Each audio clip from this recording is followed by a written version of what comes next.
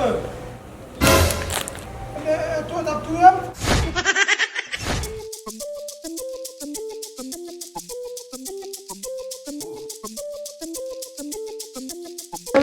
Bye, mauvais la vie, man.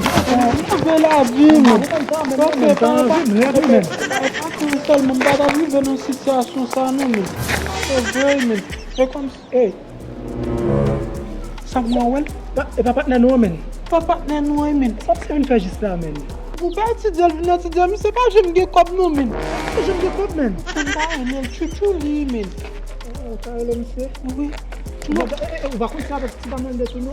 Yo pan se men jem mwen la. Yo écarté. Yo, o telefon nou men. Ton téléphone, non. Ton ka 2 minutes. Ton ka 2 minutes. Non, mais Se pa jem de nou ti telefon ni men. bote dem gogo qu'on a une minute d'appel mettre, man. Diep. Mais c'est le coup. Mais qui te téléphone? Mwen zable telefon nou men. Di pa pren nou mwen chen. Pa pren nou men. Mwen soujou te gen nime ou mse. Oui, mais n'a pas de a Julie, mais. Sa na fe men. Allez, hey. Oui, nous sommes à téléphone là.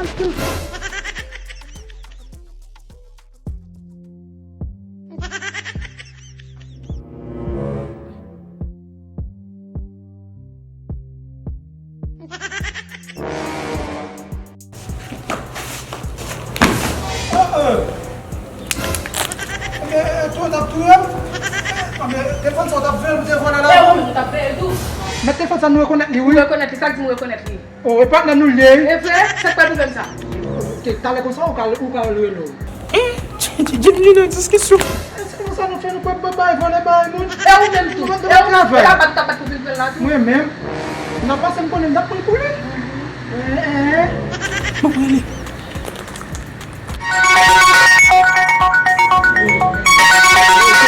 Bon, allez.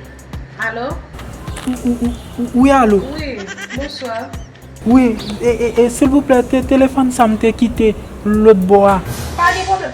Mais bon, je n'aime qui dit que ça lui reconnaît. Est-ce que comment on est encore? Jim G, wè sa? Où est Jim G? Oui, Jim G. On reconnaît lui? Pas n'aime lié, oui. Eh bien, ça vous me fait baler pour? Mwen bon mwen nan, e pou liye. Eh bien, ok. Bon mwen wè pou gade. Fige ti fye, mese. Wale nan.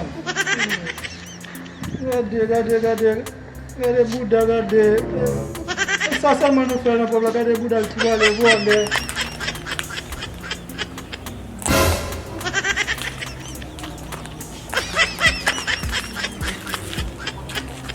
Bon sou la telefon nan e baz. Ouais, ça, mais comment tu es, ça, oui, mais.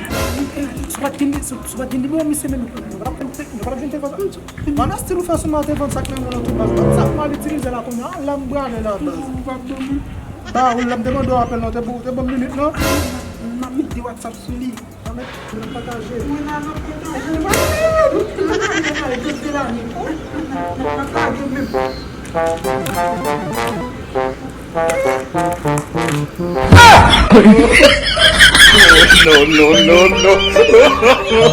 No.